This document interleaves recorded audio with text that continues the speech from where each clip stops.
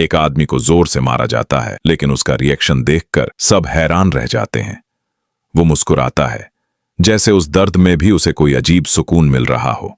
दूसरी तरफ एक शख्स है जिसे दिल टूटने का दर्द मिला, कोई उसे पूरी तरह तोड़ गया, फिर भी वो वापस उसी इंसान के पास चला जाता है जिसने उसे ये तकलीफ दी थी। ऐसे में मन में एक सवाल उठता है, क्या इन्हें दर्द से मोहब्बत हो गई है? क्या इन्हें उस तकलीफ से लगाव सा हो गया है? अगर हां, तो ऐसा क्यों होता है? क्यों कुछ लोग उस दर्द को ही अपनी जिंदगी का हिस्सा बना लेते हैं जिसे बाकी लोग मिटाना चाहते हैं? कुछ लोग जानबूझकर इमोशनल या फिजिकल दर्द फील करते हैं, और हैरानी की बात यह है कि उसी दर्द में उन्हें किसी तरह की शांति या सुकून मिल जाता है। ये कॉन्सेप्ट सिर्फ रिश्तों या किसी लिमिट तक सीमित नहीं है। असल जिंदगी में भी बहुत से लोग ऐसे हैं जो अपने दर्द को अपनी पहचान बना चुके हैं। कुछ लोगों के लिए वो दर्द, वो टूटना एक आदत या उनका कंफर्ट जोन बन जाता है। लेकिन सवाल ये उठता है कि आखिर ऐसा क्यों होता है? कोई इंसान बार बार उसी दर्द में क्यों लौट जाता है? इसके पीछे दिमाग की एक गहरी कहानी छिपी होती है। अगर किसी ने बचपन में दर्द और ध्यान को एक साथ महसूस किया हो, जैसे सजा मिलना, इमोशनल नेगलेक्ट झेलना या बार बार रिजेक्ट होना, तो उसका दिमाग एक अजीब पैटर्न बना लेता है। धीरे धीरे उसका सबकॉन्शियस दर्द और प्यार का फर्क भूल जाता है। मतलब जब भी उसे चोट मिलती है, वो उसी में अपनापन या लव जैसा एहसास ढूंढने लगता है। इन पुराने एक्सपीरियंसेस की वजह से उसका दिमाग सीख लेता है कि अटेंशन या वैल्यू बस तब मिलती है जब तकलीफ होती है, और यही सोच समय के साथ उसकी पहचान बन जाती है।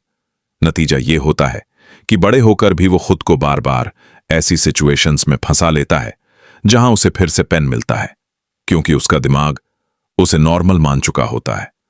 वो खुद नहीं समझ पाता कि उसे बार बार तकलीफ क्यों अच्छी लगने लगी है, लेकिन हकीकत में वो दर्द का आदी बन चुका होता है। मैसोकिस्ट के लिए दर्द सिर्फ एक इमोशन नहीं रहता, बल्कि एक भरोसेमंद एहसास बन जाता है। जब जिंदगी कंट्रोल से बाहर और डरावनी लगती है, तब वही दर्द उसे सुकून देता है, क्योंकि उसमें कम से कम एक बात तो पक्की होती है कि अगला पल कैसा महसूस होगा। सोचो, क्या तुमने किसी ऐसे शख्स को देखा है जो बार बार उसी टॉक्सिक रिश्ते में लौटता है, चाहे उसे जितना भी तोड़ा क्यों ना गया हो? बाहर से देखने पर लगता है कि ऐसा इंसान कमजोर या बेवकूफ है, लेकिन अंदर की बात कुछ और होती है। वह उस दर्द में एक तरह का कंट्रोल महसूस करता है, जैसे कम से कम उसे पता है कि यह दुख कैसा लगता है और वो इसके लिए तैयार है। उसे अनजाने सुख से डर लगता है, क्योंकि दर्द उसके लिए जाना पहचाना है। कई बार इंसान अजनबी खुशी के बजाय वही जाना पहचाना दर्द चुन लेता है, क्योंकि वही उसकी दुनिया का हिस्सा बन चुका होता है। दर्द और सुख का रिश्ता सिर्फ इमोशनल नहीं, बायोलॉजिकल भी होता है। जब हम दर्द महसूस करते हैं, चाहे वो शरीर का हो या दिल का, हमारा दिमाग डोपामिन रिलीज करता है वही केमिकल जो हमें प्लेजर या इनाम जैसा एहसास देता है। यही चीज एक उल्टा रिवॉर्ड सिस्टम बना देती है, जहां जख्म भी किसी अजीब सुकून जैसा लगने लगता है।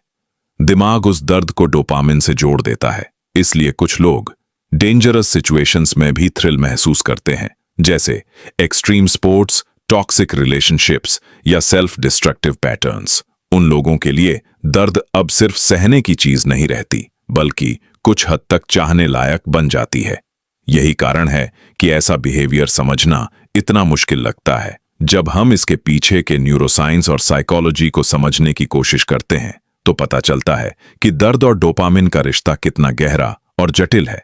शायद उनके लिए दर्द कोई सजा नहीं, बल्कि एक भाषा बन जाता है, एक तरीका जिससे वो ये जताते हैं कि वो अब भी जिंदा हैं, अब भी महसूस कर रहे हैं। जब कोई इंसान बार बार अंदर से टूटता है और उसे लगता है कि कोई उसकी आवाज नहीं सुन रहा, तब वो दर्द को अपना एक्सप्रेशन बना लेता है। और जब ये दुनिया उसकी तकलीफ को अनदेखा करती है, तब वही दर्द उसकी सबसे ऊंची चीख बन जाता है। वो जख्म, वो आंसू, वो टूटी हुई सांसें, सब मिलकर एक ऐसा मैसेज देते हैं जो शब्दों में नहीं, बस एहसासों में समझ आता है। जिंदगी में सबसे ज्यादा एडिक्टिव चीज कोई ड्रग नहीं होती, बल्कि वो इमोशन होता है जिसे तुम बार बार महसूस करते हो। तो सोचो, तुम किस एहसास के आदी हो?